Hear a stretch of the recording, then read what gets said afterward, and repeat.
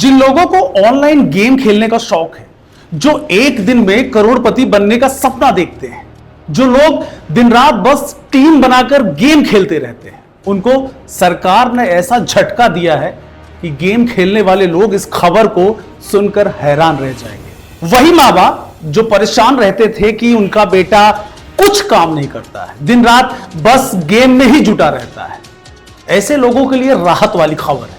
मगर सबसे ज्यादा सवाल इस बात को लेकर है कि क्या ड्रीम 11 और माई 11 सर्कल जैसे फैंटेसी ऐप पर भी पाबंदी लगेगी क्या? दोस्तों, लगातार इस चीज की मांग की जा रही थी कि ऐसा कानून लाया जाए कि जो सट्टेबाजी को पूरी तरह से बंद कर दे। भारत में ऑनलाइन गेमिंग का मार्केट बीते कुछ सालों में इतना ज्यादा बढ़ा है जिसका अनुमान भी आप नहीं लगा सकते। हर किसी के फोन में फैंटेसी ऐप मिलेगा, लोग हजारों रुपए कमा रहे हैं, लाखों रुपए बर्बाद कर रहे हैं, कहीं एक दो आदमी चैंपियन बन गया और उसी का खूब प्रचार किया जाता है। नतीजा होता है कि युवा उसकी तरफ आकर्षित होते हैं। मगर ऐसा नहीं होने वाला, क्योंकि सरकार ने तगड़ी तैयारी की है। क्या सच में ये सारे फैंटेसी ऐप पर रोक लग जाएगी? क्या है सरकार की तैयारी? चलिए सब कुछ आपको बताते हैं इस वीडियो में। दोस्तों, भारत सरकार ने डिजिटल दुनिया में एक बड़ा कदम उठाते हुए संसद में ऑनलाइन गेमिंग संवर्धन और विनियमन विधेयक 2025 पेश किया है। यह बिल भारत को ई स्पोर्ट्स और रचनात्मक गेमिंग का वैश्विक केंद्र बनाने के साथ साथ ऑनलाइन मनी गेम्स पर सख्त पाबंदी लगाता है। इसका मकसद है समाज को वित्तीय और मानसिक नुकसान से बचाना। पिछले कुछ सालों में ऑनलाइन गेमिंग का बाजार 32,000 करोड़ रुपए तक पहुंच गया है, जिसमें 86% रियल गेमिंग का है। लेकिन इन गेम्स की लत, धोखाधड़ी और मनी लॉन्ड्रिंग की घटनाओं ने सरकार को सख्त कदम उठाने पर मजबूर किया। इस बिल के आने के बाद ड्रीम 11, माई 11 सर्कल जैसे ऐप्स पर बैन की तलवार लटक रही है। लेकिन क्या यह बिल सिर्फ नुकसान से बचाएगा या नौकरियों और राजस्व पर भी असर डालेगा? आइए इस गहराई में जाते हैं और पूरी तरीके से इसको समझते हैं। ऑनलाइन गेमिंग संवर्धन और विनियमन विधेयक 2025 के 8 प्रमुख विधेयक हैं जो डिजिटल गेमिंग को नया आकार देंगे। पहला, ई स्पोर्ट्स को वैध कर प्रतिस्पर्धी खेल के रूप में मान्यता मिलेगी।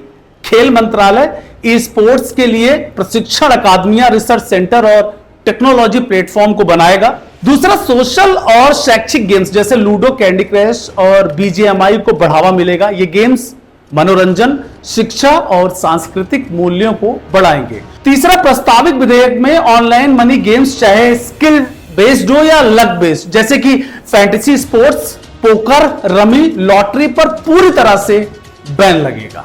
ड्रीम 11, माई 11 सर्कल जैसे ऐप्स पर बैन की तलवार अब लटक रही है। जो नियम बनाए गए हैं उसको तोड़ने में 3 साल की जेल और 1 करोड़ रुपए जुर्माना हो सकता है। चौथा प्रावधान है ऑनलाइन गेमिंग प्राधिकरण की स्थापना। यह प्राधिकरण गेम्स को कैटेगराइज करेगा और नियमों की निगरानी करेगा। पांचवा, सजा के सख्त प्रावधान।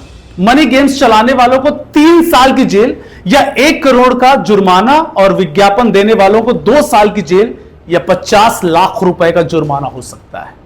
और बार बार उल्लंघन पर 5 साल की जेल और 2 करोड़ रुपए का जुर्माना किया जाएगा। और छठा जो है वो भी समझना बहुत जरूरी है, बैंकों को मनी गेम से जुड़े लेन देन की अनुमति नहीं होगी। सातवां, गेम खेलने वालों को सजा नहीं मिलेगी, उन्हें पीड़ित माना जाएगा। आठवां, मनी लॉन्ड्रिंग और धोखाधड़ी रोकने के लिए विदेशी गेमिंग प्लेटफॉर्म को भी टैक्स और नियमों के दायरे में लाया जाएगा। इस बिल का असर ड्रीम 11, माई 11 सर्कल, विंजो जैसी कंपनियों पर होगा जिनका business model real money gaming पर टिका है। बता दें, 2024 में ऑनलाइन गेमिंग से सरकार को करोड़ों रुपए का टैक्स मिला था, लेकिन लत और वित्तीय नुकसान की शिकायतों ने सरकार को सख्ती के लिए मजबूर किया।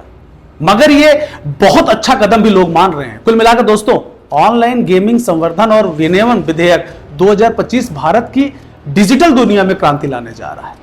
प्रस्तावित विधेयक से ड्रीम 11, माई 11 सर्कल जैसे फैंटेसी ऐप पर बैन की तलवार लटक रही है, क्योंकि ये मनी गेमिंग की श्रेणी में आते हैं। सरकार का मकसद है कि युवाओं को लत, धोखाधड़ी और वित्तीय नुकसान से बचाना। लेकिन उद्योग जगत का कहना है कि इससे 2 लाख नौकरियों और 20,000 करोड़ रुपए का राजस्व खतरे में पड़ सकता है।